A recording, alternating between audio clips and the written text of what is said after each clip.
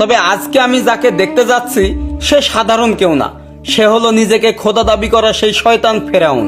ছোটবেলায় লোকমুখে পাড়ার দাদাদের মুখে গল্প শুনতাম ফেরাউন নাকি ৬০ হাত লম্বা। আজকে নিজের চোখেই দেখব আসলে ফেরাউন কত হাত লম্বা।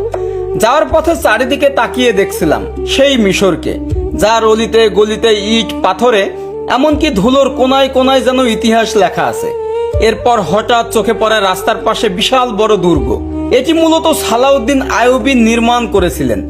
এখনকার সময়ে অনেকে হয়তো সালাউদ্দিন আইয়ুবীর নামটাও ভালো মতো জানেন না।